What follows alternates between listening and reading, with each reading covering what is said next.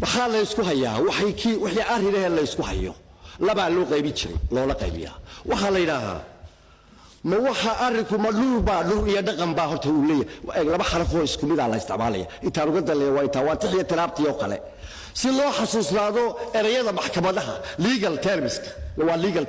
waa erayadii qawaaniinta hadii loo halka joogaana way aad uga faa'iideysan karayaan kiisoo dhabe af Soomaaliga waa dhul iyo dhaqan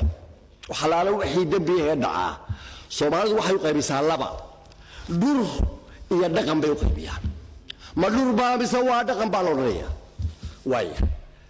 hadduu dhul yahay waxa la wixii dambiye ee dhiig ku saabsan dhul baa la yiraahdaa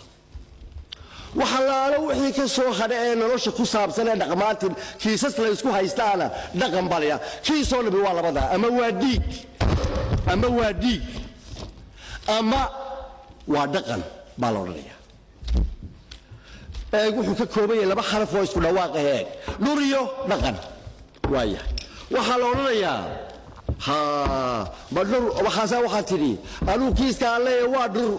dhur baan leedahay yani waa dhiig baa loo leeyahay xoolaha hadduu dhur yahay faylkiiba baariyay shilooyoodu bay ka baariyaan xusuusta aha ay ka baariyaan kiiska dhiig hadduu kiis dhiig ba yahay oo dhiig ba la isku haysto laba buu qaybsamaa Soomaaliga laba waxay oranayaan ma qurba mise waa qoon ma qurbaxday mise waa qoon oo waa nabar waa qaafli halkaas waa halkiisa waa qaafli hadduu dhiig yahay waa labada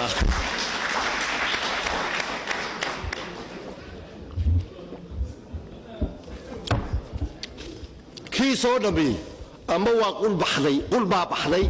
ama waa qoon baa laga hadlayaa labaas uu qaybsamaya kiis labaad oo dhiig oo Soomaalidu qaada ma jirin waayahay waxa la oranayaa ma kiiskaygu waa dhaqan baan isku haysanaa odayaashu waxay oranayaan markaa ma xilaab isa waa xoolo ayaa la oranayaa markaa hadduu kiis dhaqan bay yahay waa laba bay Soomaalida ka ahayd midkii saddexaad ma jiro dadku waxay ku murmayaan amba xoolo isku haystaan amba dhaqalahaado ama mid la kala dhacay ha ahaado amba talaadu xoolo u baa la isku haystaa ama xilaa la isku haystaa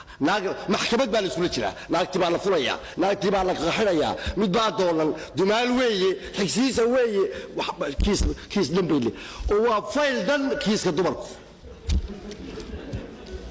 marka kiisoo dhambi wuxuu af Soomaaliga ugu qaybsamaa xiro iyo xoolo ayaa waxa lagu fududeeyay xusuustii xaalay baa la qaatay oo waa xiro iyo xoolo u dee waxaad oranaysaa odayaashu waxa oranayaan waa xoolaad leedahay ma xilay iskuma hayne waa xoolaad leedahay odayaashu markaa way la faliisanayaan faylkii baariyaa kulka waxa oranaya ma barbaa mise waa beer ma bar xoolaad baa waxa la isku haystaa ma bar xoolaad baa mise waa beer baana kaleedo waxa lagu jirin marka kiiskii wuxuu noqonayaa kiis bar xoolaad la isku qabsado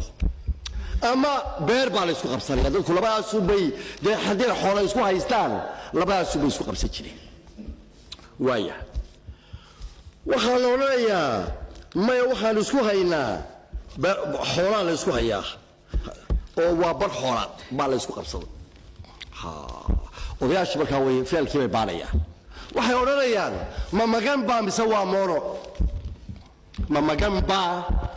waa mooro xoolaha laba u bay noqdaan xoolo xerada ku jira oo magan ah